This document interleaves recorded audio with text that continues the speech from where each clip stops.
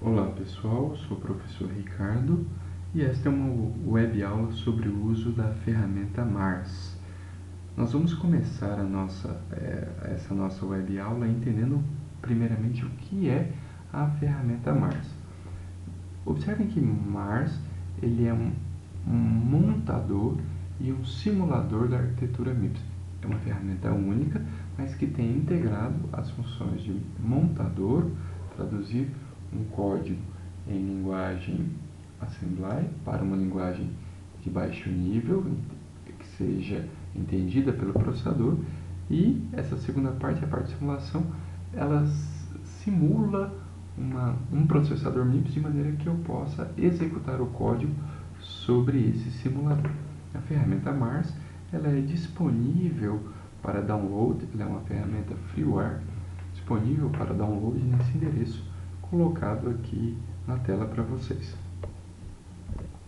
Então nós vamos copiar esse endereço aqui, ok? Vamos acessar o site da ferramenta Mars para entendermos um pouquinho sobre a ferramenta e como nós podemos obtê-la, ok? Então, ao carregar o site, vocês vão observar, essa ferramenta é uma ferramenta que foi construída como projeto dentro da Universidade Estadual de Missouri, e nós podemos fazer o download da ferramenta clicando nessa opção download, e é recomendável instalar a última versão, a versão 4.1. Ela é uma ferramenta construída usando a linguagem Java, ela é arquiteturalmente organizada em um pacote jar, de forma que vocês, ao fazer o download da ferramenta, vocês podem fazer esse download para um sistema operacional Linux ou Windows, tendo antes o cuidado, prestando atenção no fato de que vocês devem ter um compilador Java, a ferramenta Java instalada no sistema operacional para que vocês possam continuar com a execução da ferramenta. Eu já fiz a instalação da ferramenta, na verdade basta copiar a ferramenta para a máquina. Uma vez que a ferramenta esteja aqui, ok? Nós podemos iniciar a execução dessa ferramenta. Então a ferramenta é bastante simples, nós temos aqui essa tela principal onde é feita a edição do arquivo na guia Edit, e aqui do lado nós temos a informação sobre os registradores disponíveis no processador MIPS. Observe que aqui segue a convenção de número de registradores, aqui o índice e aqui o valor inicial. Momentaneamente nós não nos preocupamos com os registradores apresentados aqui em coprocessador 1 e coprocessador 0, já que esses são registradores que nós não utilizaremos agora. Nós vamos até essa primeira guia, tudo bem? E para iniciar a edição de um arquivo aqui na ferramenta Mars, nós precisamos criar uma área de edição, um novo arquivo. Ele, por padrão, nomeia esse arquivo como mips1.asm, e que nós podemos começar a edição deste arquivo. Antes de começarmos, o nosso primeiro exemplo vai ser bastante simples, mas por outro lado funcional. É um exemplo de um programa que ele lê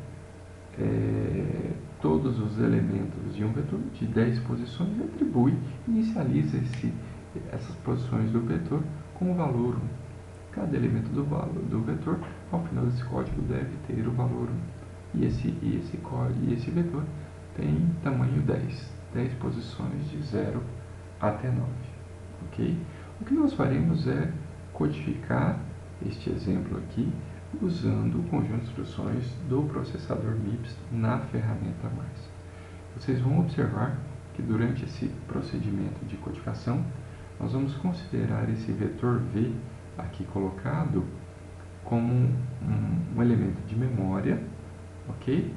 E esses índices, né, esse valor absoluto 10, o índice I, o valor absoluto 1, eles vão ser colocados diretamente em registradores. Tudo bem? Então voltamos aqui para a ferramenta Mars e vamos proceder agora com a codificação deste exemplo. Como nós vamos criar uma variável, ok, um vetor que vai ser colocado na memória, Então, a primeira coisa a fazer é criar um segmento chamado data. É o segmento de dados, é aqui que nós declaramos todas as variáveis ou posições de memória que nós necessitamos dentro do programa. Então, uma vez declarado aqui essa área, eu posso entrar diretamente com o nome do elemento que eu quero referenciar na memória, eu vou chamar de V, e ao contrário de uma linguagem de programação de alto nível, aqui eu não tenho aquela riqueza de tipos de dados. Aqui, basicamente, eu tenho recursos para declarar o tamanho base, o tamanho do elemento que vai armazenar um valor considerando este nome aqui.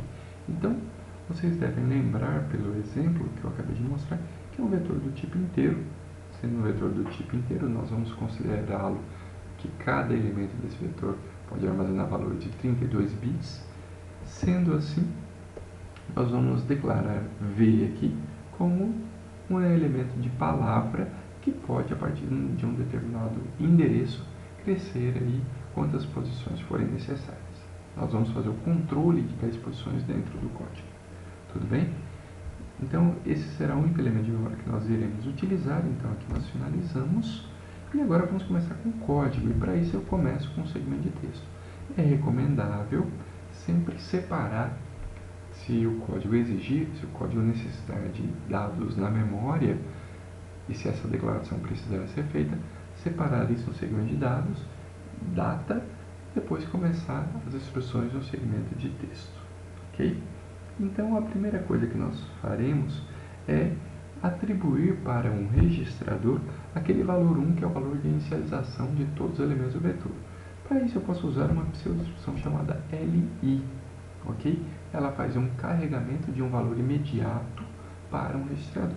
Eu vou usar aqui, por simplicidade, o registrador $T1 para ter o valor 1. Tudo bem? E esse valor 1 é o valor que nós utilizaremos para ser colocado, né, dentro dos elementos do vetor. Faremos aqui um outro carregamento, ok? LI $T2, vírgula 10, tudo bem? Vírgula 10, tá? E voltando aqui embaixo, $T2, vírgula 10, e essa atribuição aqui vai ser usada para que possamos usar o $T2 para ter o número de elementos do vetor, ok? Faremos aqui um terceiro carregamento de valor imediato,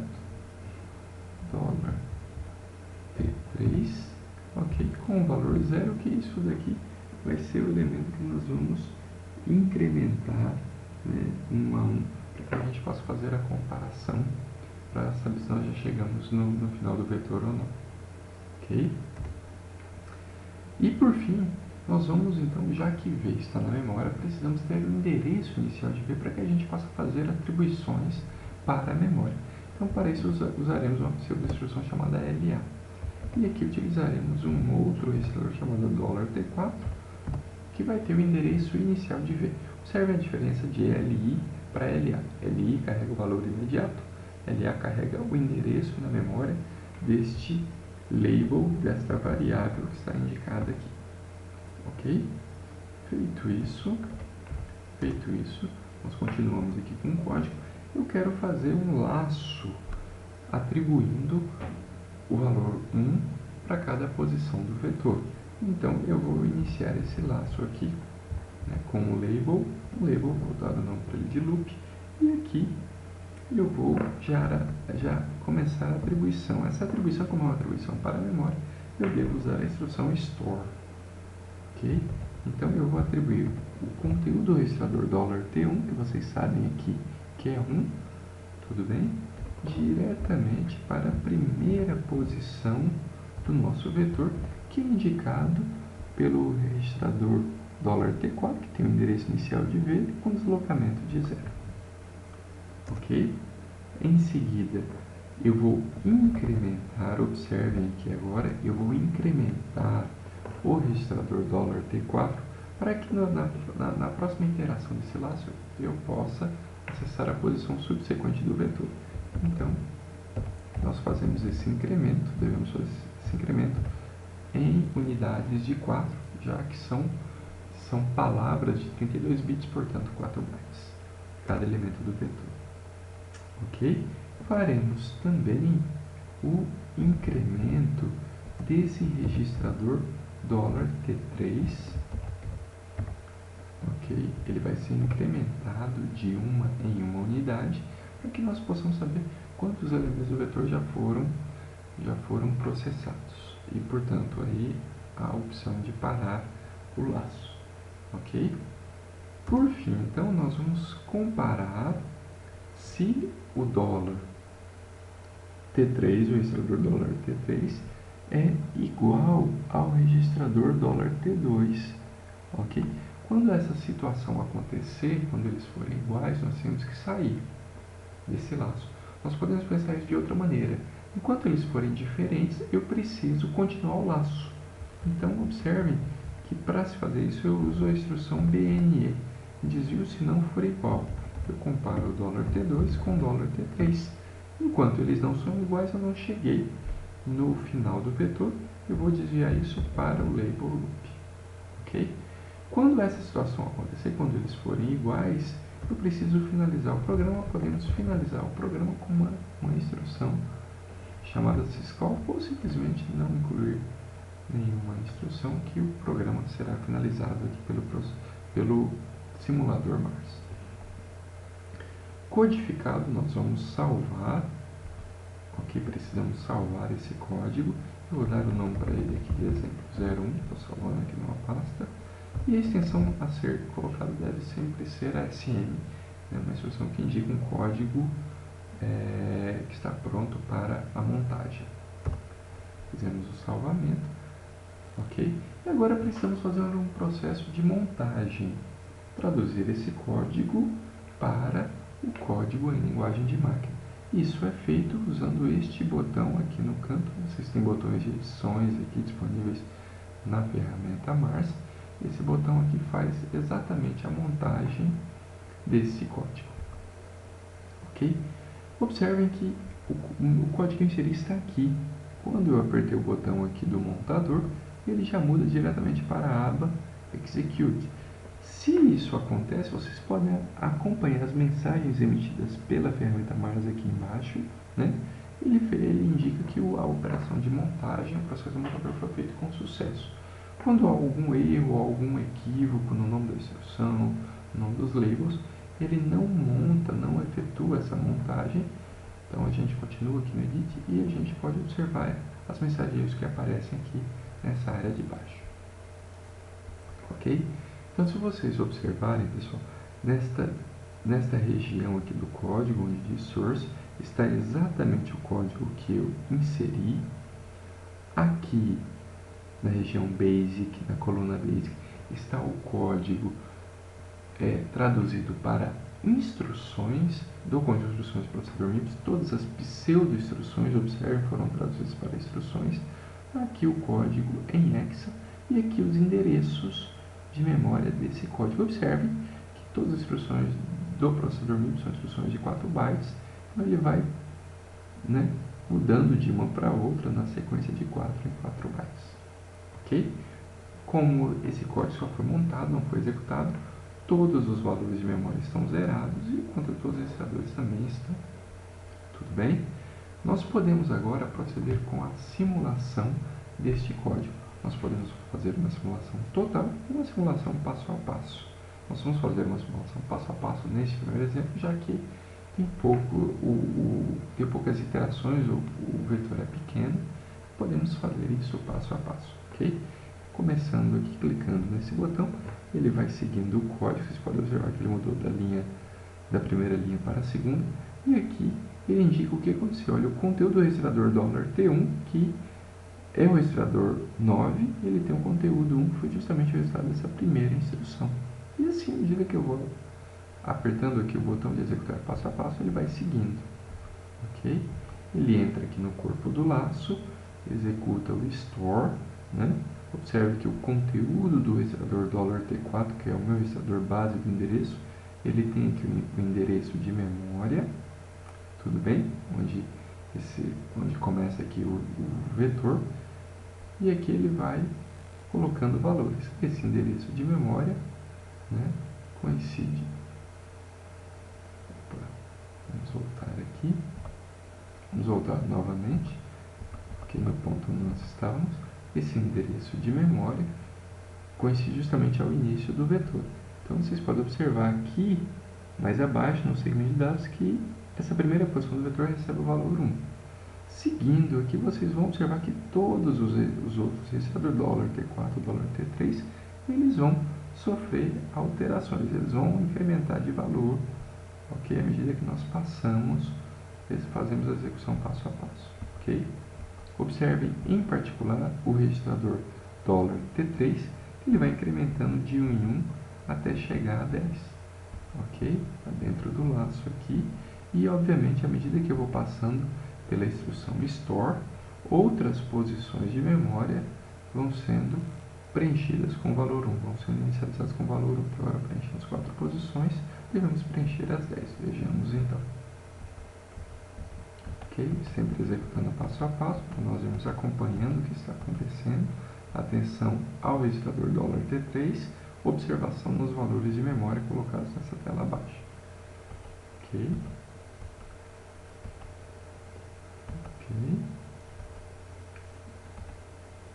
Tudo bem? Observe o valor do registrador dólar T3, ele tem agora 9, tudo bem?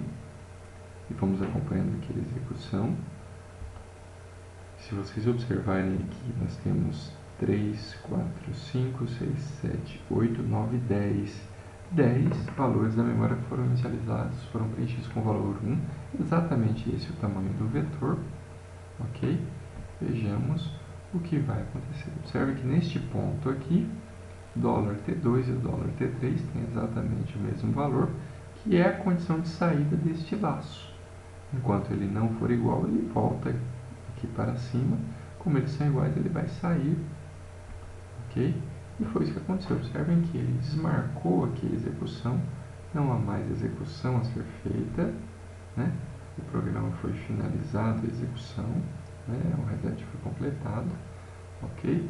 Temos aqui os valores de memória preenchidos e os valores dos registradores que também foram preenchidos durante a execução, ok? A execução, neste ponto aqui, ela finalizou com a execução total do nosso programa, ok, pessoal?